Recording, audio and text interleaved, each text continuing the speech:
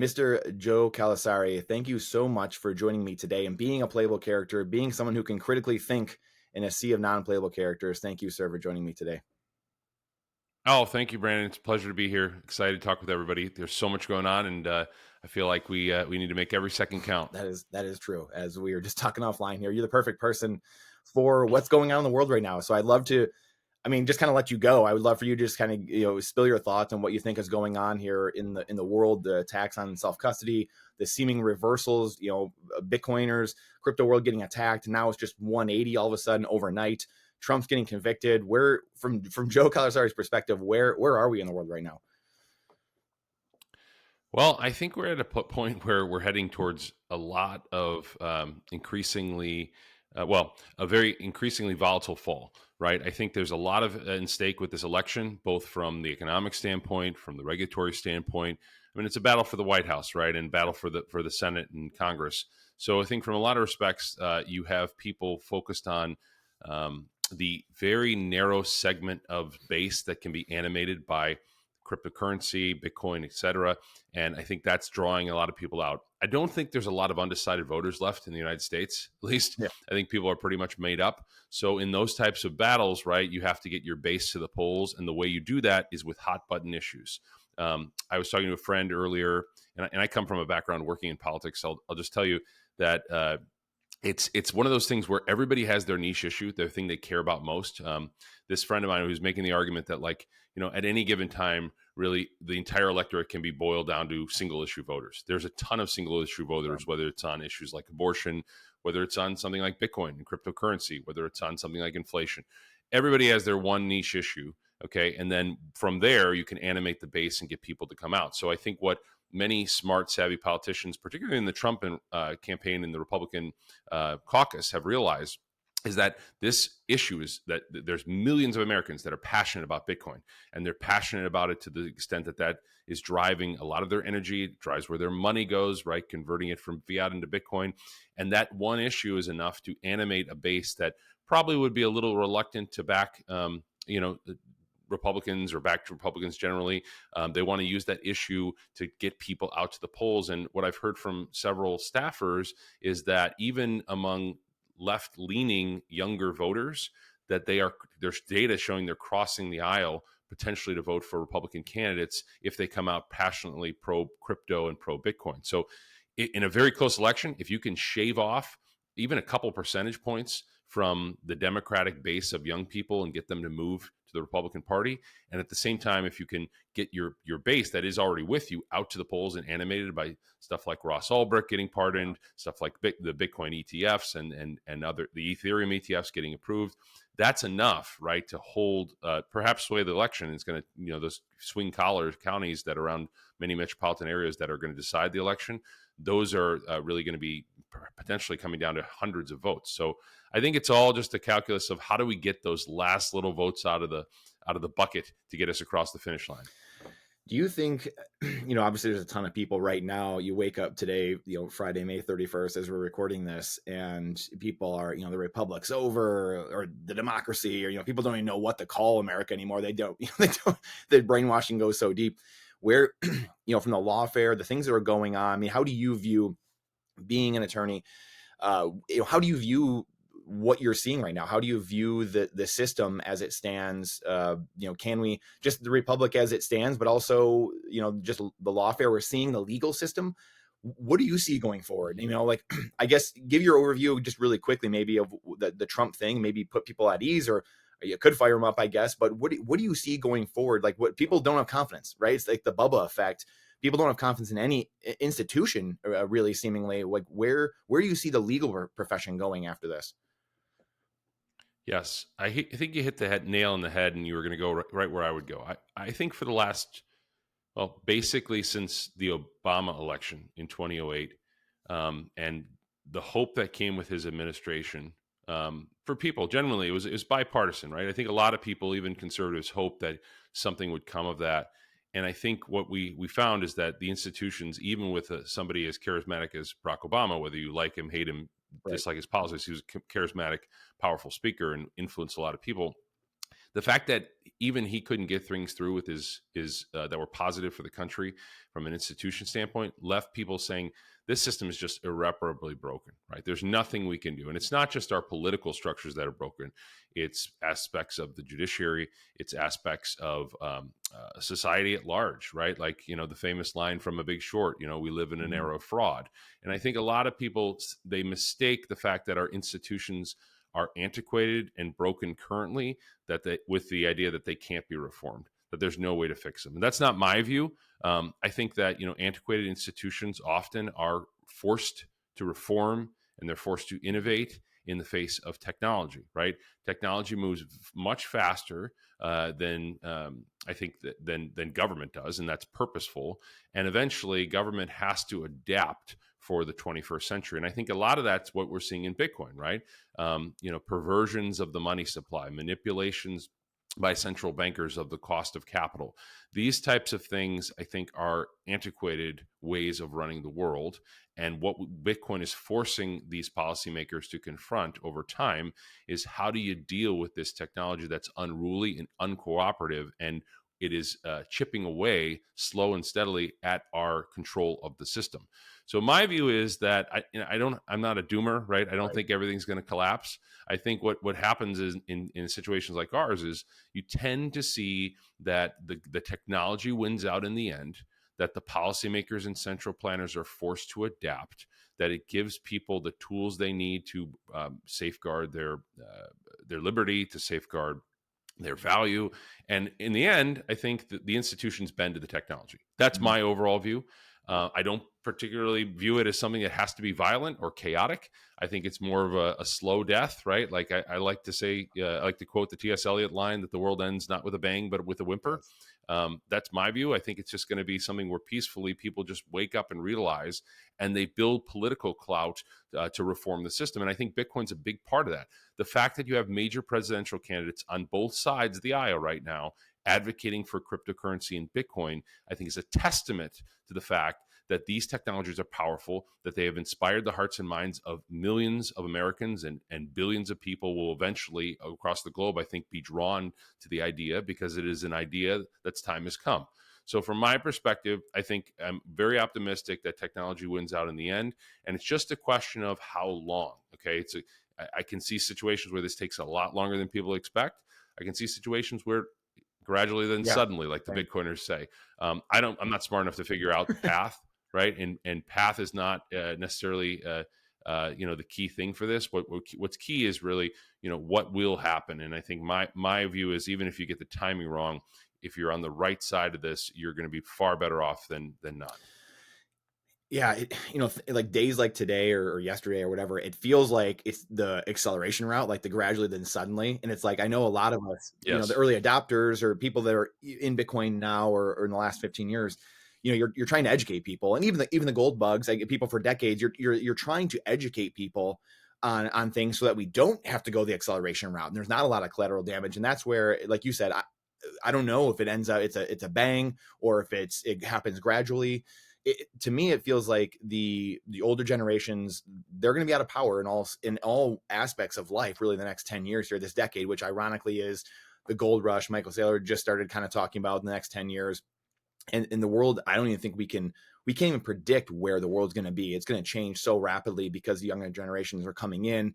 And to your point, the TS Eliot thing, I was just listening to that the other day, and I think that, I don't know if that's from the Hollow Men that he wrote, I believe, but it Hmm. was the 4chan post someone had written like 10 years ago about that poem, and just saying like, we're gonna it's not gonna be people dragging each other in the street like you just said and taking each other out. Like, to me, like, I look at it like we've already lived through the depression the last 40, 50 years. Actually, like, people think it's like some boom time, and really it's 40, 50 years of divorces, of chaos. WTF happened in 1971. We're kind of like at the back end of it, and that's why it's accelerating. Do you kind of concur with that? Is that kind of how you see it too, or do you see it a different way?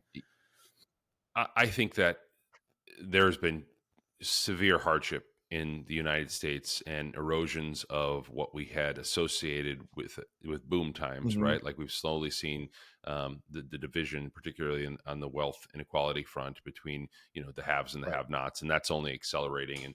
And I think that's part of the reason why people are so frustrated when they see the economic data and they see people running up credit card balances and they see people struggling with higher cost of consumer prices and inflation. But then they see the stock market and they say this doesn't make any sense. We want to thank our sponsor.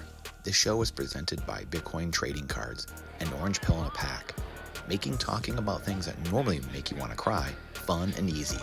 The scarcest and most educational cards to ever exist. Available now.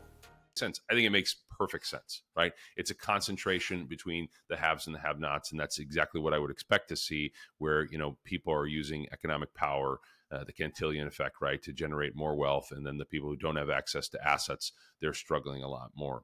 But something you said that was really interesting that I kind of want to point out is that um, most people, when they're looking at technological adoption curves, I think they get uh, confused at associating Bitcoin with purely a growth cycle, an adoption cycle, like cell phones, like mobile phones, like the internet. I don't see it that way personally. My view is that you've got obviously the technological adoption cycle, but you've also got profound political issues that need to be confronted and are brought up directly by Bitcoin, right? So modeling it off of something like the internet, where I grew up when the internet came of age, and I think that, like, generally there were people that were skeptical of the Yeah. internet, but you didn't have the hatred of it. You didn't have the policymakers as bitter towards it, like some are, like the Elizabeth Warren wings are with respect to Bitcoin.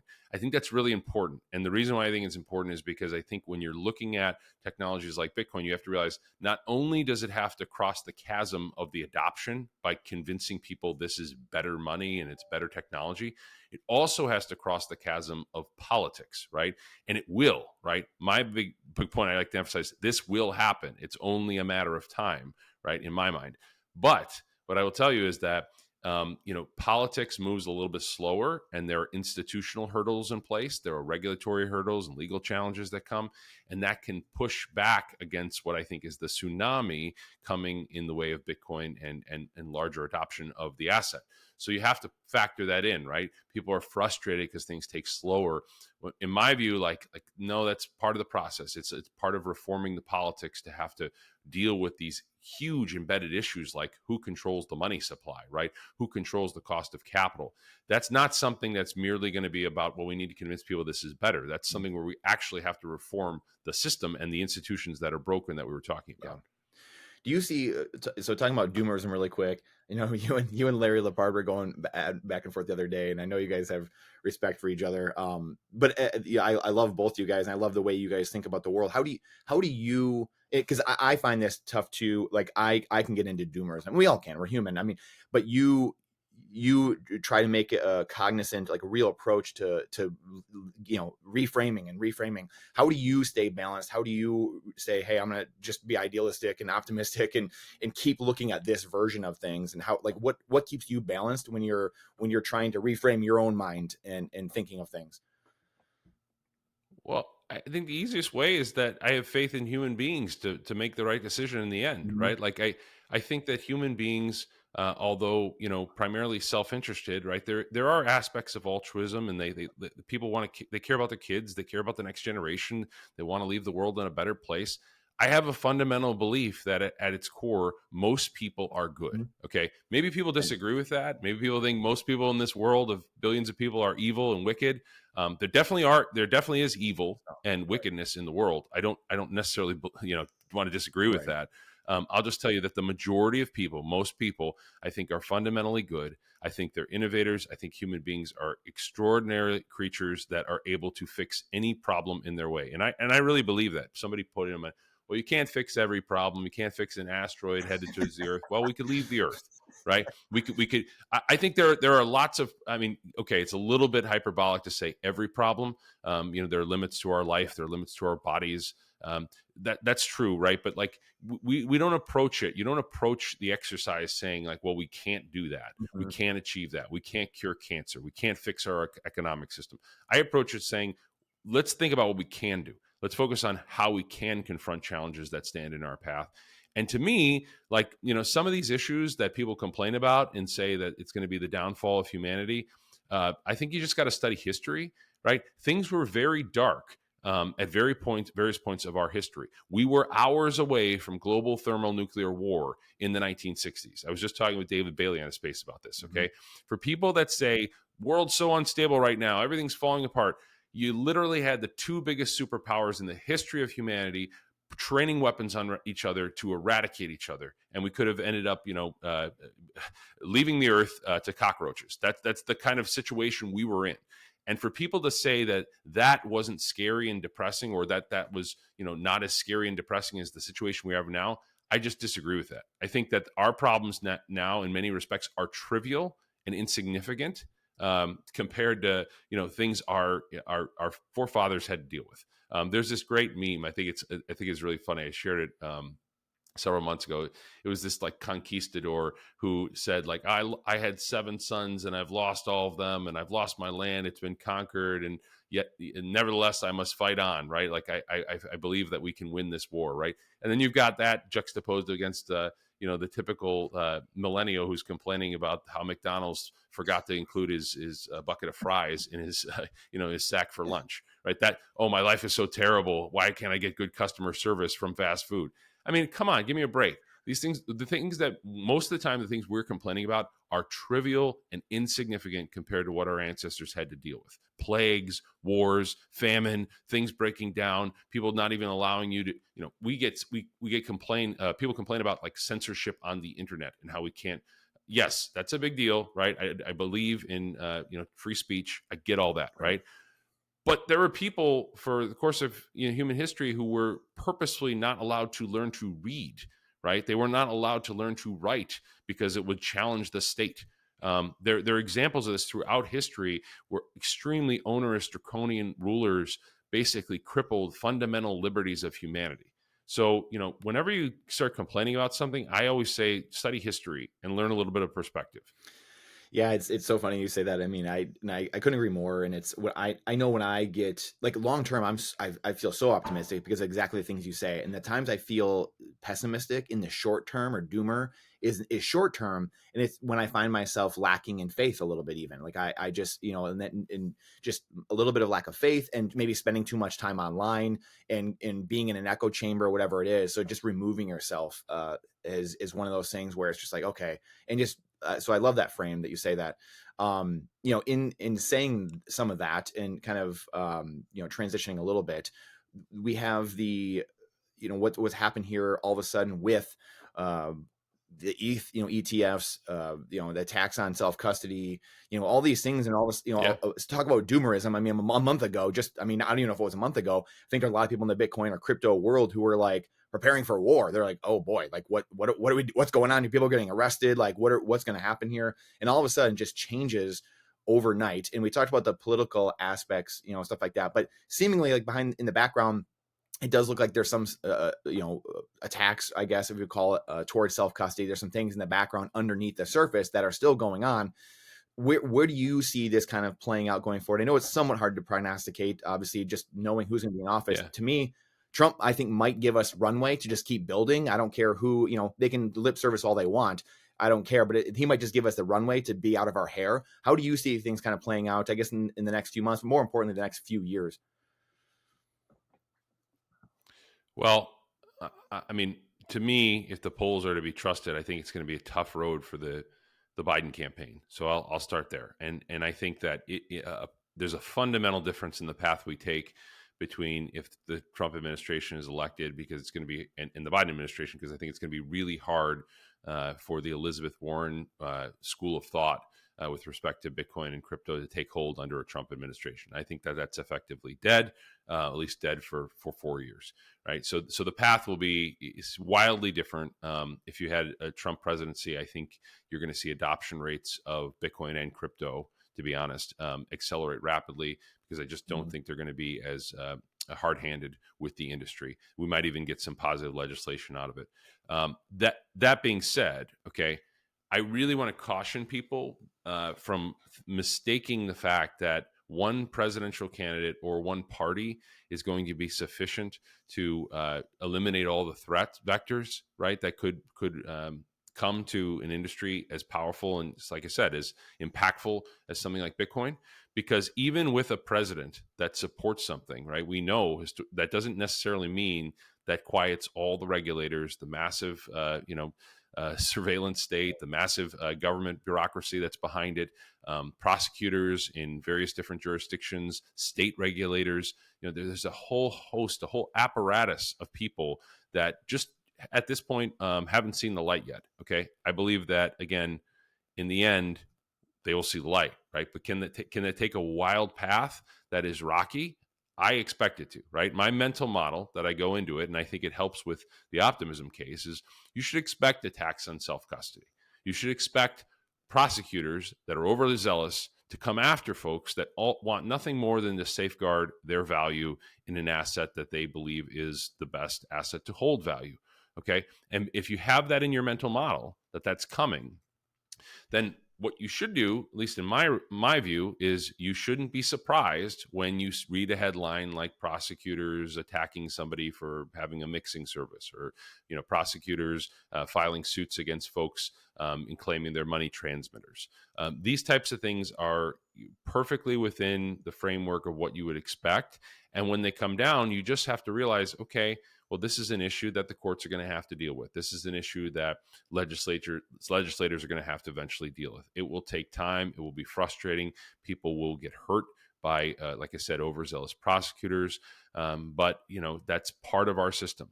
Our system works over time, gradually and slowly. That's very frustrating for a generation that is hooked on instant gratification of the internet, right? But you would rather us go through the process in an orderly way and knowing that there's going to be scrutiny than not. Just to give you one quote, Brick Mahler's, Jack's mother, posted on Twitter that when they were audited, that one of the IRS agents they spoke with said that self-custody was a red flag, right? That was something that you're probably ending up in a database in if you do self-custody, okay? My reaction to that is that's unfortunate. It's wrong, right? Let's state that at the outset. But is that really unexpected? Are you really surprised by the government not sort of focusing more on these people that want to do something new and novel? I think it's entirely expected, right? I expect everybody who's doing self-custody and has their name KYC'd and attached to an exchange is in some database somewhere, or at least there is some database at the IRS where that exists. I don't view that as scary. It doesn't change my view on Bitcoin. It doesn't prevent me from holding Bitcoin in self-custody. It's just kind of like, duh, right? We know that that's there, and don't be surprised by it. And, be prepared for scrutiny in the future. When I talk to folks, and you've probably heard me say this on Twitter, like, be careful about what you say, because anything can and will be used against you by a regulatory state, by enforcement actors that are antagonistic towards the asset. And we know those people exist throughout the government. There are also people that exist at every layer of the government that are supportive, okay, even from the state, local, and federal level. I know judges that hold Bitcoin, okay, high up, influential people that believe in the asset. And that should also be in your mental models. And we don't give enough attention to those people, mostly because they're quiet, right? They're sort of more reserved than the people out there, hell and brimstone, saying that this asset is the Brad Sherman's of the world, that it's undermining the dollar and it's going to cause a collapse of the system. So yeah, I mean, you laid out so many great points there, and it makes me think of a bunch of different things. I mean, like, again, part of it is, I agree. Again, I was telling you, I'm married to an attorney, and my father-in-law's attorney, the grandfather's attorney, so like, I understand the system well too. I actually thought about going to law school and almost did. And so I'm of that world in a sense where you have to have that, and you have to have, like you said, emotions come down, and things need to take a while. They need to be orderly. Now, I think the Trump stuff, even all this stuff, rightfully so, in a way, people are now questioning that whole system. And now it's like, well, what do I do? What happens now? And I think the thing that, you're not scared to ruffle feathers out there. And I think that the problem, and I see this with myself even, and I see it in large part with the Bitcoin community. I think the contingent of Bitcoiners now, like, people tend to be very idealistic. and you're saying, hey, we need to live in the world now as it is. Like, don't tell me how you think it's going to be or should be. Like, you're going to be in a database, and that is what it is. And I think that's the thing that's hard for people to, at least Bitcoiners, to like work their minds around right now. Well, it shouldn't be that way, Joe. And so like, I guess the question is, what do we do? Like, how do we change things? Is it just holding Bitcoin and self-custody and just kind of sit in the corner in the bunker and wait and for this, younger people to come in and be in power? Or like, is it tort No. reform? Like, what do we do? Listen, I have a law practice. Obviously, I have clients outside of Bitcoin, outside of the digital asset space. And, I speak my mind. I occasionally go too far speaking my mind. You may know that, right? I mean, as we all Yeah, we do. all do. But like, that's not a way to live, right? I mean, I don't believe in, cowering in the corner. I don't, and I don't begrudge anyone who wants to stay anonymous and doesn't want to deal with that. That's your choice, right? That's your personal choice. I don't, right? I use my real name on Twitter. I post my real thoughts all the time. People, talk to me about every issue under the sun. I try to be smart and kind and nice to people. I fail, of course, many times. But the reason is like I want to live my life and I want to be able to express myself, and I don't want to cower in the corner, because if you're cowering in the corner and you have your speech chilled by people that would want you to stay quiet, you almost you're letting them win, Mm-hmm. right? That's letting the folks that are antagonistic towards you win, and that's not how I choose to do it. What I try to do, and people say, "Oh, you're too reserved. You're trying to be politically correct." It's not that. I try to be smart with my speech and things I want to pick a fight on. Okay, Yeah. because I know a mentor of mine told me long ago, Brandon, that when you put something in writing or you say something in a public forum, you should assume that it will be printed on the front page of the New York Times, right? Like, you should assume it will be everywhere. And I think that's a great lesson, right? Even when you're in a public setting, even when you don't have a reasonable expectation of privacy, you know that things can be taken out of context.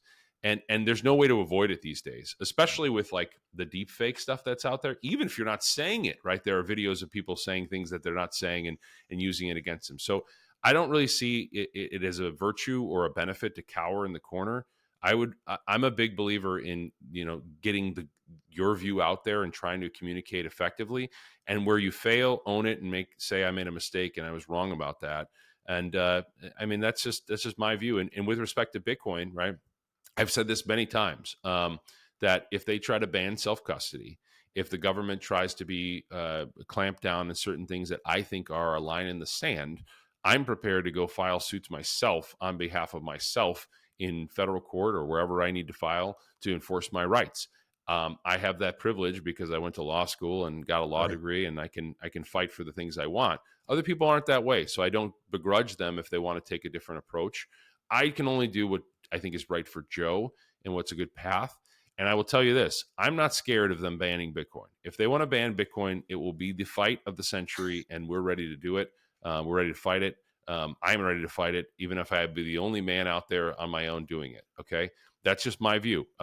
So no, I mean, all of this in my mind has to happen. Mm-hmm. In fact, I would almost rather the government clamp down extremely hard on Bitcoin in the short run, because if they do it, it accelerates the fights, right? It brings it to the forefront instead of what I don't like, what I think is sneaky and manipulative, is the choke point 2.0 stuff, where you've got people off the record doing things behind the scenes, telling people that we need to, shut this down, or you need to stop doing business with this crypto company or this crypto entity.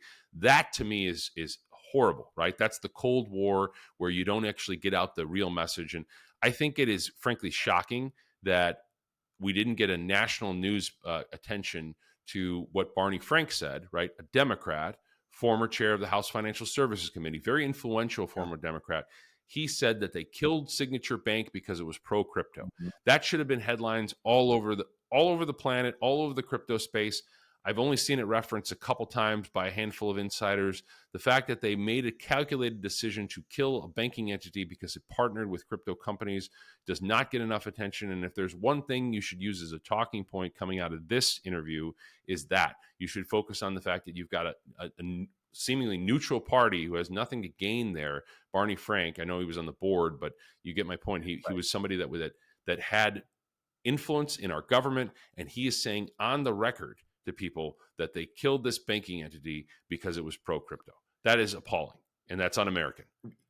And really quick, I'd love for you to touch on some of the.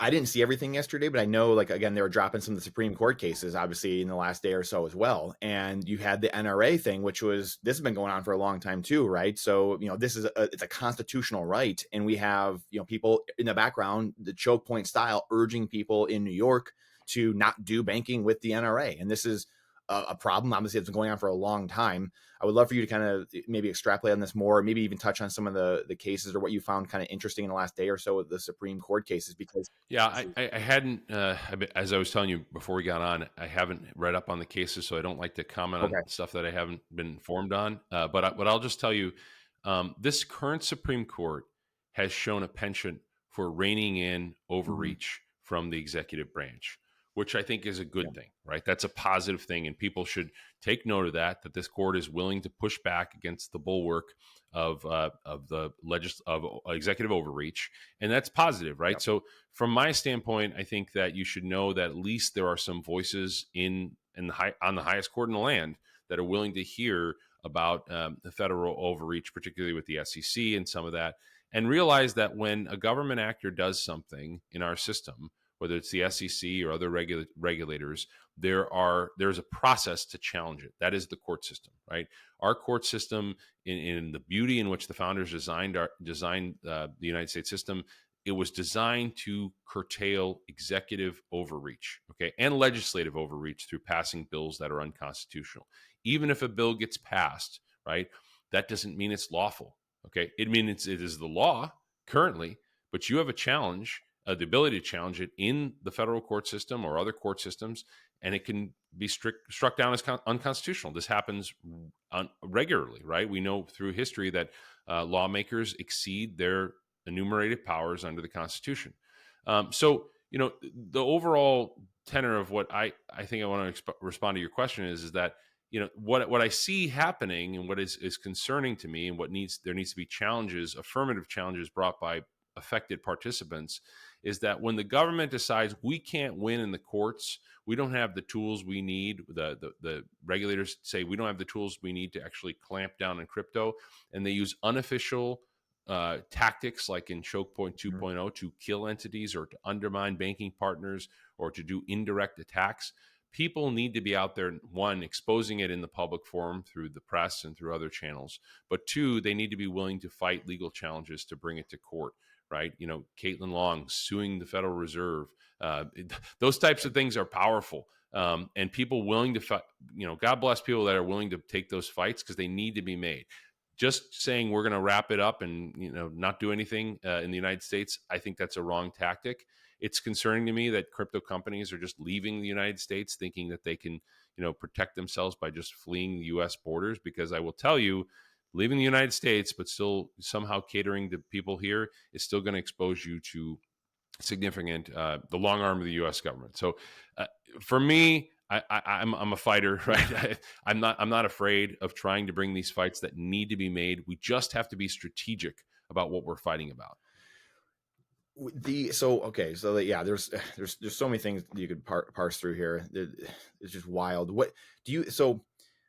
It makes me think, I think it was Bonhoeffer that said, people just don't care.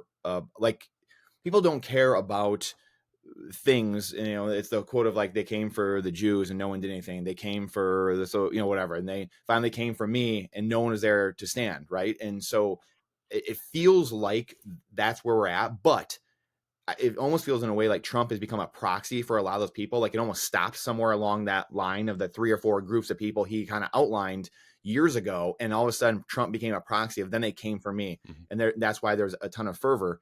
But again, you look at him flipping this script on the crypto stuff and all of a sudden Biden's chasing his tail. So, it gives, I know some people probably some, okay, this is good. Now we're flipping the script here. What do you in terms of Ethereum and just even the rest of the crypto world? Obviously you have the XRP stuff going on. You had all these, whether the samurai guys getting arrested, you have the Dame, bill attacking mining and all this different stuff. Where do you see what is the SEC doing? All of a sudden there is ETH a commodity, is a security? they're just like usurping laws? Like what, like, can you make sense of this just for the average person of where we're, Sure, where we're at in this? sure. So, you, as someone who's studied what the SEC, how the SEC has been treating Bitcoin and crypto for years now, I first started really seriously studying it back in 2016. Think the only fair way that you can describe their policy is haphazard and confused, right? Hmm. I don't think that there has been a clear understanding of the asset class and understanding of their path towards their approach rather to the asset class since basically when they were first dealing with these cases, right? They have had a confused approach and they've made contradictory statements. They've had people in 2018, this director Hinman going out there and speaking, which the SEC took the position he wasn't speaking for the SEC, he was speaking for himself, but he's a director of the SEC speaking in a public forum about SEC policy, so it's kind of a gray area there. He was saying how assets can transform from being, you know, a security, an investment contract to sufficiently decentralized, and he introduced this concept without any basis in the law. I mean, that kind of stuff was just bizarre. The fact that they were giving these confused statements and letting people, giving them the indication in 2018 that assets could transform somehow from their different statuses. It's a very bizarre sort of approach rather than just give better guidance, which they could have done.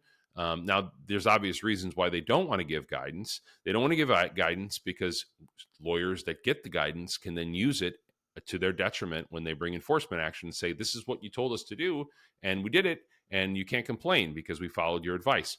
So they left this gray area where they say, well, enforcement is our regulation. We're going to handle the area through one-off cases. Well, what that does is that forces people to hypothesize and to anticipate what is or is not something that's going to run afoul of U.S. law.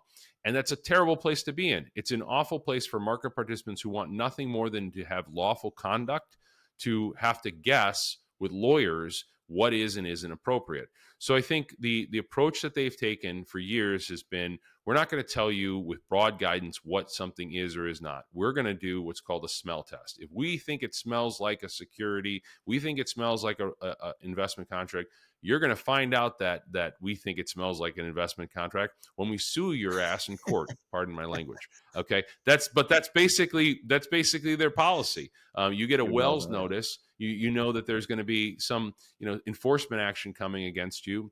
That's when you know something's bad. Well, that's terrible. Now, what you've seen is that they took the approach. Okay, they're really forced by two entities. They're forced by the CME, and they're forced by the CFTC, which approved futures products on Bitcoin and Ethereum to eventually approve the ETFs. Okay, they took the position that even if the futures ETFs were approved and the futures contracts are traded on a regulated financial institution like the CME, we're not going to approve the Bitcoin spot ETF.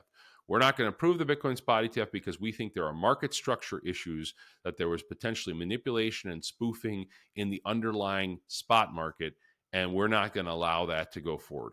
Well, the court system, again, we talked about the court system reining in executive overreach. They said that's wrong.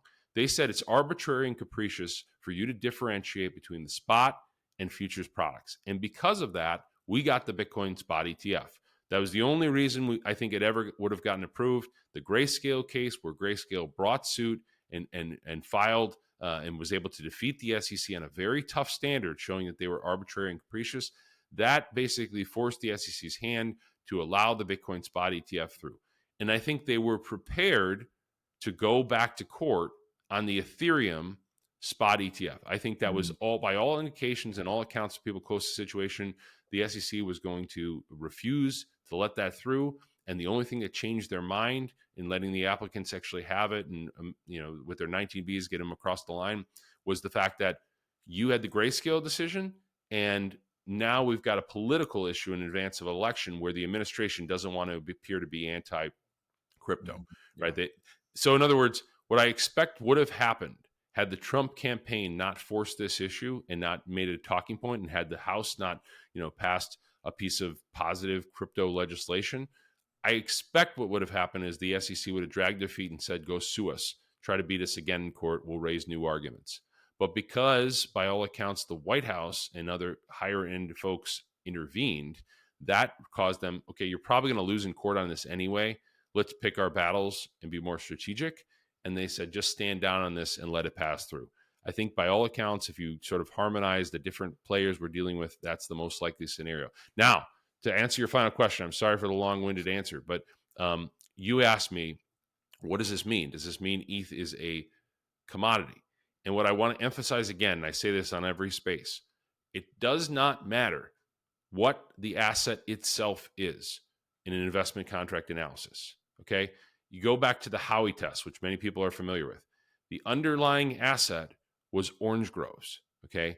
But selling the orange groves, which were to be maintained and operated by another party, and you would gain a benefit, that lease, that economic activity, that was an investment contract, even if the underlying thing was a commodity. Similarly, okay, if I give you Bitcoin and you tell me you're going to give me yield on my Bitcoin, Bitcoin is not a security, right? But you are entering into an investment contract with Bitcoin because you are promising me a reasonable expectation of return from you getting yield on the Bitcoin. The same is true of Ethereum. Regardless of whether the thing itself, the lines of code that are Ethereum, regardless of whether that is an investment contract, what the government is saying is that depending on the transaction, the economic transaction, it could be, right? So the idea that staking as a service, which is offered by Coinbase, that is not an investment contract simply because an ETF was approved, I think is fundamentally wrong. I expect the SEC to continue to take the position that if you're staking as a service on behalf of others, that is an investment contract, even if ETH itself is not. And the same is true of Ripple and other assets, right? The idea is, what is the economic transaction? If I'm selling an ICO and I'm telling people we're going to have a dev team and we're going to build out this protocol and it's going to be the next Bitcoin and this thing's going to 10,000x, the SEC is going to say that is an investment contract. What is the investment contract is not the code. Okay, Brandon, I want to make that very clear.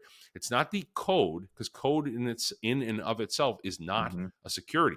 What is the investment contract is the fact that the devs are selling it to other people, giving them a reasonable expectation of profit, okay? And they're taking their money for it. That is the key securities analysis, and that's how Congress intended that statute to be analyzed. They intended it to be analyzed in the sense of the economic activity, the economic realities test, okay? What actually is the transaction here as opposed to what is the asset?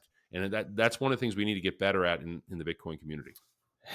I was just telling my wife about, I was right when I stopped playing professional hockey, I got into network marketing, and my first foray into entrepreneurship, 12 years ago, or whenever it was Vima. And I don't know if you remember, but that was attacked by the government after a few years because it blew up. It was a multivitamin energy drink and had a bunch of other products. And and it got attacked by the government because kids were making money hand over fist. Like, it was blowing up on colleges. I'd never seen anything like it before. And it got taken down after like 5 years, and the CEO destroyed his family, had like 6 kids, and he got divorced and all these things. And they were saying, well, you're promoting, like you were just saying, it made me think of it like, well, they're just promoting the economic, viability of it and just the opportunity. And it's like, yeah, there's a product there, you morons. Like, they just targeted these people because they were young kids making tons of money, like, tons and tons of kids all over the country, all over the world. And it was wild to see, like you said, like kind of this targeted, like flip-flopping and like just selective rule. It was just wild. So it made me just think of that. Do you have any fears of being, sorry, you touch on that, but also, do you have any fears of, speaking of the ETFs, any fears of centralization and more Bitcoin going into the coffers of the ETFs themselves? Well, obviously I would prefer more people to hold Bitcoin natively, right? To hold it by themselves in self-custody. To me, though, I think that, and this kind of goes into the macro discussion, I think it is misguided to, again, not have an expectation as your base case that a lot of powerful institutions across the world will hold significant amounts of Bitcoin, because powerful institutions hold significant amounts of wealth, right? And whether it's banks or corporations, et cetera, if you're going to believe Bitcoin's going to succeed and proliferate, They're all going I to own it. expect them all to Yeah. hold some amount of Bitcoin. I was Yeah, right. Unless, I mean, even unless you don't think there's going to be any banks in the future, which is not my view, right? What is the underlying asset banks are going to hold? Banks at one point in our history held gold, right? We know, and the central banks held gold. I expect it to be sort of that settlement layer, technology that banks are utilizing. So why is it a surprise that third party custodians are going to hold a lot of Bitcoin? And I think what will be interesting to me is that there will be people and there will be incentives for those people to attract them to give their Bitcoin to third party custodians in the future. I think that's going to be a decades long discussion we're having about what appropriate risk you want to associate with others. And to me, I don't really see a negative on that other than the fact that those people entrusting their Bitcoin with other institutions have to realize that it's not like, paper. It's not like fiat, right? Where it can just be taken away and then replaced by more fiat, right? That Bitcoin is rare. It is unique, meaning one of a kind, right?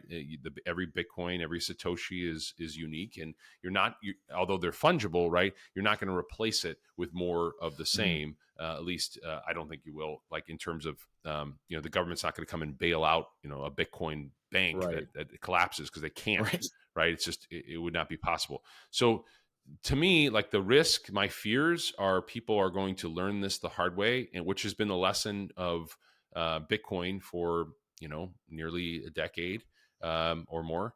The issue is like you trust your Bitcoin to a third party, and that third party messes around, and you figure out what happens, right? You suffer the consequence. And I have so many clients and people that come to me and say, I gave money to this entity or I gave money to this entity, and then poof, it disappeared, Yep. right?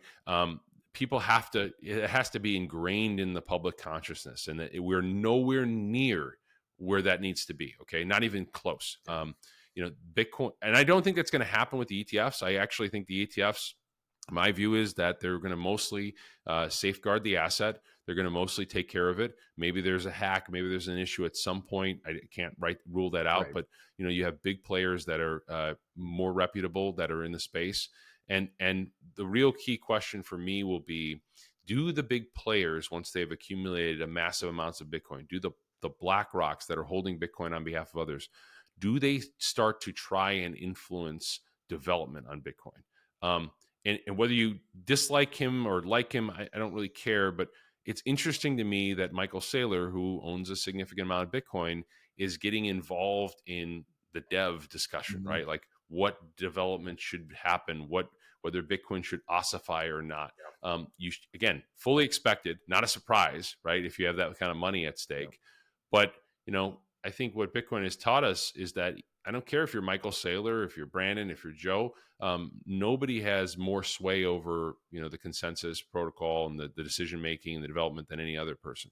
So from my standpoint, I think about does it get to a point where BlackRock's trying to develop and trying to maybe make changes to the code? Perhaps, right? Which is all the more reason why we need to be laser focused on decentralization so that they don't crowd out the voice of someone like Brandon and Joe.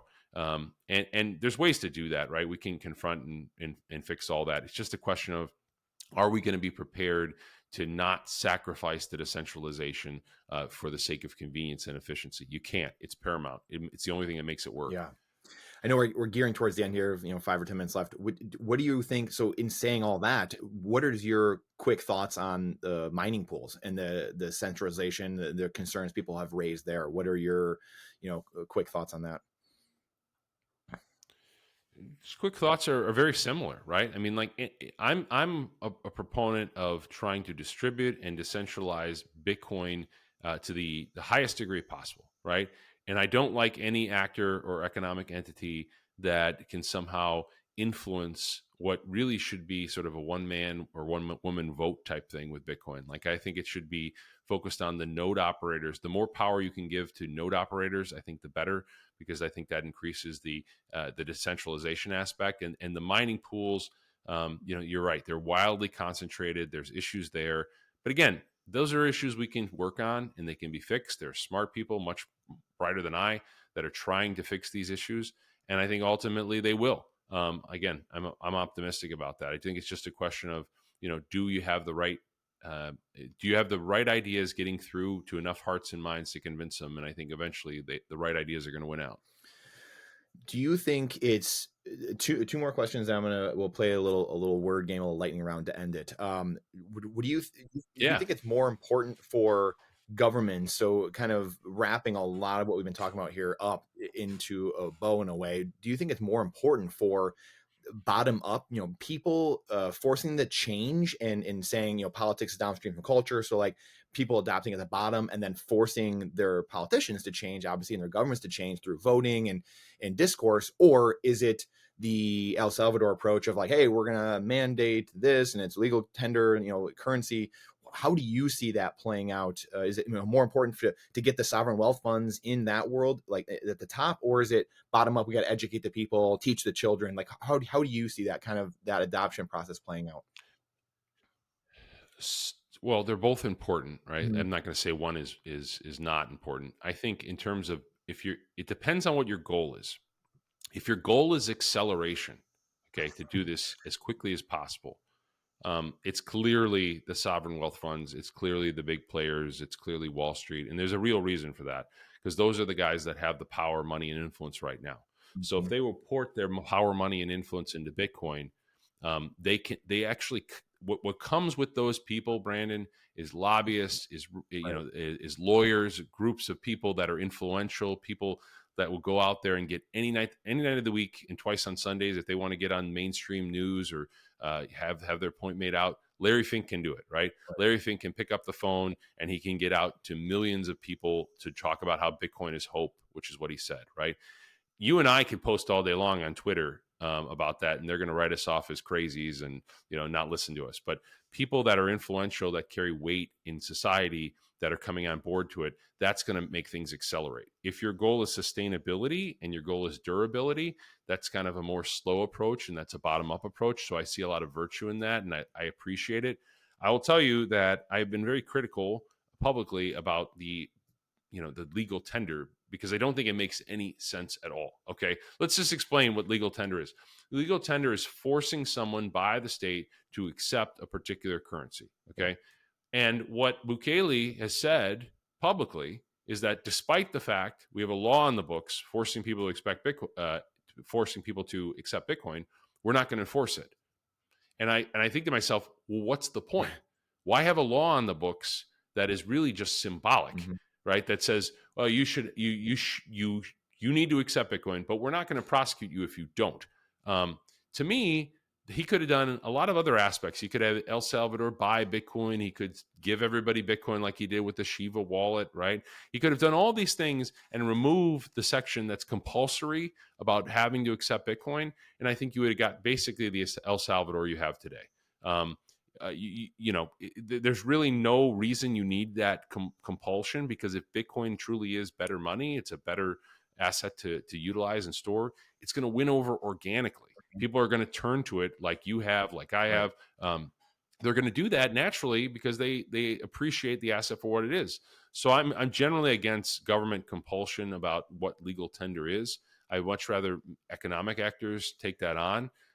What I do think would be helpful, kind of on the opposite end, is in the United States, we've talked a lot about like the de minimis exemption for taxes. I think that it would be a fundamental game changer in the United States if I did not have to report capital gains taxes when I buy something for $100 with Bitcoin. Right.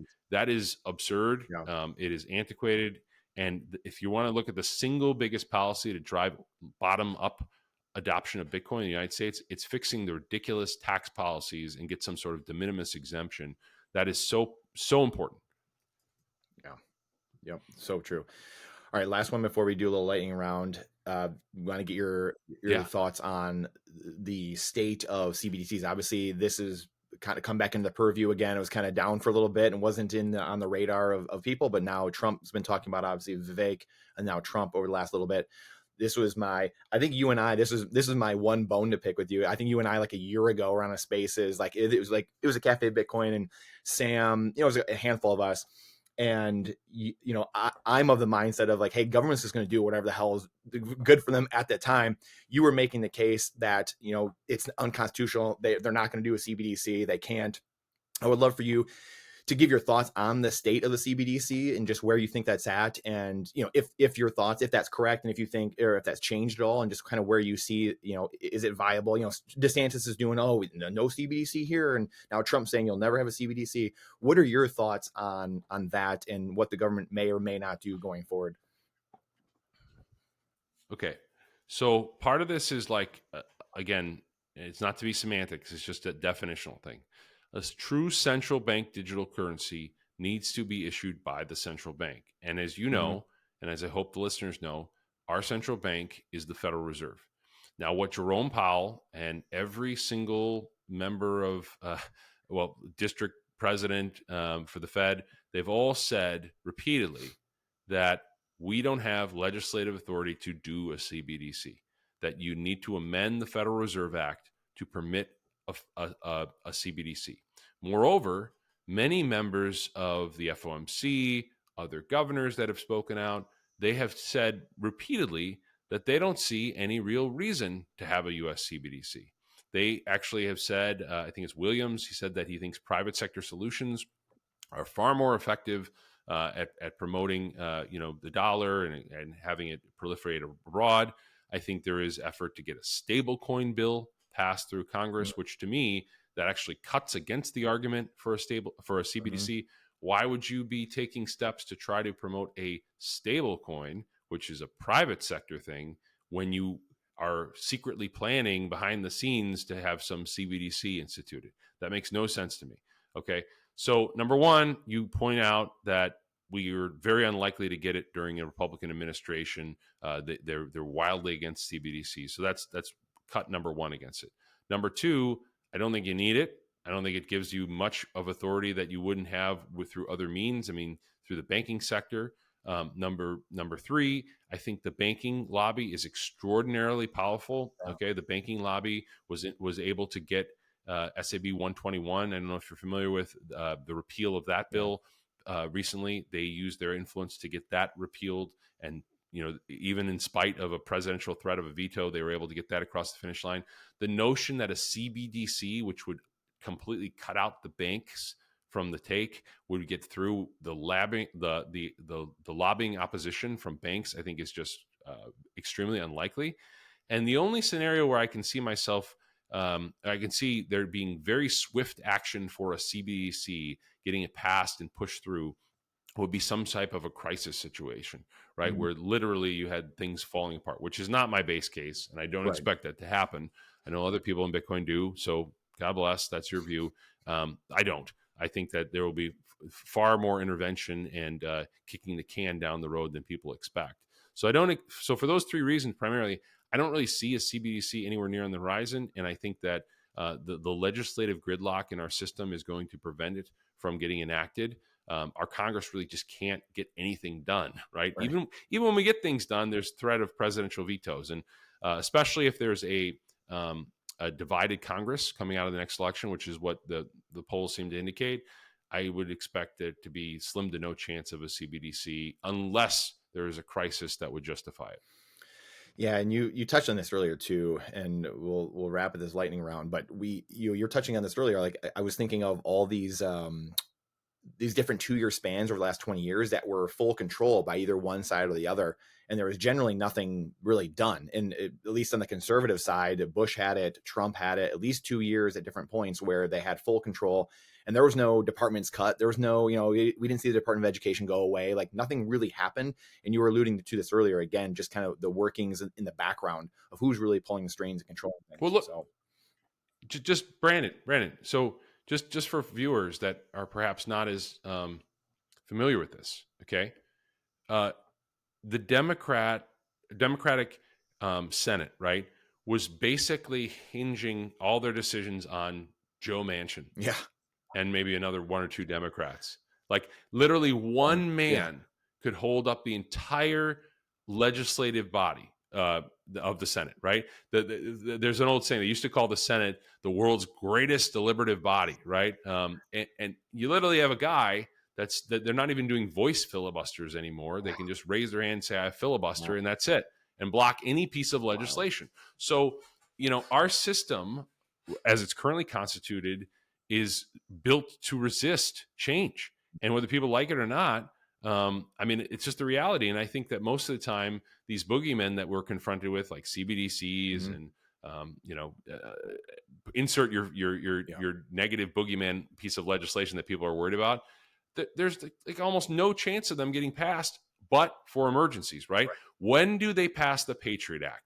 They passed the Patriot Act after 9/11. Yep. When do they get to pass Dodd-Frank, which introduced a whole slew of new regulations? After the great financial crisis. When were they able to pass the American Recovery and Reinvestment Act, right? All these big names that they throw out there. During COVID, right? They push this stuff through during a crisis, okay? So the time you need to be on guard and worried, okay? And I don't really worry a whole lot about legislation because I think you can challenge it. The time you need to be on guard, put it this way, is when there's a crisis, because that's when people do stupid things. Yes. Yeah, well said. And I feel like there are all the trial balloons, and they throw out like unrealized gains, and they've thrown that out a couple years ago. Now they just threw out again, and then they trial balloon it for a few years, and then they wait till the crisis, right? So yeah, that's brilliantly said. All right. Well, it's a talking point, right? It gets people, it gets their base excited. That too. Yeah, it's either a distraction or, like you said, fires up red meat for the base or whatever. One of those two things. All right, last segment, little segment presented by Bitcoin Trading Cards. So our company running this pod, little lightning round with Joe Calasari here. So I'll just throw like a dozen or so words and then just say what comes to mind, and we'll wrap it here. Let's rock and roll. Satoshi Nakamoto. Brilliant. Politics. I think it's broken and will be reformed in time with technology influencing policymakers to act. Self-custody. Essential, extremely important for any individual to focus on. And if you need the gateway drug of the ETF, that's fine. But eventually find your way to self-custody. The U.S. Constitution. The single most powerful piece of writing probably in the history of humanity. Lawfare. I'm sorry, I missed that one. Was it lawfare? Yes. I'll pass on that one. I couldn't hear it very well. Yeah, I was saying lawfare, but I'll do this one. How about current state of the legal world? Oh, okay. So I think the legal world is in a period of innovation and change. I think AI is going to completely disrupt the entire way we think about retaining lawyers and legal counsel. I think every lawyer out there who is not embracing artificial intelligence, at least for part of their practice as a tool, not as a replacement, but as a tool to enhance their efficacy, I think is completely misguided and a dinosaur. Well, you just touched on something that's a different show for a different day. I would love to go down those roads with you too. That's accountants. There's all kinds of things that, anyway, next time. Joe Biden. He is past his time. Donald Trump. I think he is a change agent. I think that he is someone who is very much a powerful person of influence, and I am hopeful that he stays focused on the ways in which he can be positive as opposed to being negative. I like that. Elon Musk. Someone who needs to focus. I think that Elon Musk, and he's one of the few people on the planet that has the ability to influence the future of humanity. And I hope that he stays focused on what is really important and what he should use his time for, because he's only got so much time on this planet, as we all do. Yeah, well said. Vitalik Buterin. An interesting character. I'm going to leave it at that. Peter Schiff. Also an interesting character. I think Peter Schiff is somebody who is very successful at agitating people and getting engagement. It's bait to get people talking about gold. He's very effective at doing that. I think he's wrong on gold, as I do most people that are supporters of gold. I could talk for hours about gold and why I believe that it is a con. But as an investment, I guess it's an element, right? We can all agree it's an element on the periodic table. It has atomic properties that are promised to you and nothing else. Yep. Faith. Essential. It's so important for any human being to, even if they're not a believer in organized religion, to understand the power that faith has. Even if it's not faith in the sense of believing in a creator, which I do. I think it's important to have faith in humanity and have faith in human beings to do good in the end, which is what I alluded to earlier in the podcast. Yeah, well said. The founding fathers. Flawed human beings, but ultimately those who pushed us forward as a race. There's people that I think that should not be glorified, but also people that should be to some extent revered for the sacrifices that they took. Just like every generation in the past, from the common man, the unsung hero, all the way up to the presidents and very influential statesmen. I think they left a legacy of something that we enjoy today. And we should revere the founding fathers, although we shouldn't make them out to be gods or perfect human beings. They had many flaws. Well said. Bitcoin trading cards.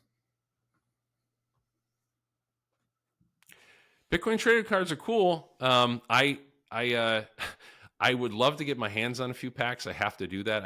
I've seen them on Twitter, and I've always been like, I need to just buy a bunch of these because they're super cool. So we'll get to maybe if they're in Tennessee for Bitcoin 2024, I think you're nodding your head. Yep. I'll have to somehow find the booth and stock up because I think those are cool, and I'd love to have a whole set of them. Well, I'll bring you over and we'll rip some packs. We'll get you some packs and we'll have some fun with it. Let's do it. And then lastly, your firm, is it Amundsen Davis? Is that the firm? Amundsen Davis, yes. Davis. Last one. That's the last one. Yeah. So Amundsen Davis is growing rapidly. We were just last year at this time, we were merging with an entity out of Wisconsin. Wow. So we're now, we added 70 lawyers to the firm. Wow. I think we're getting close to 300.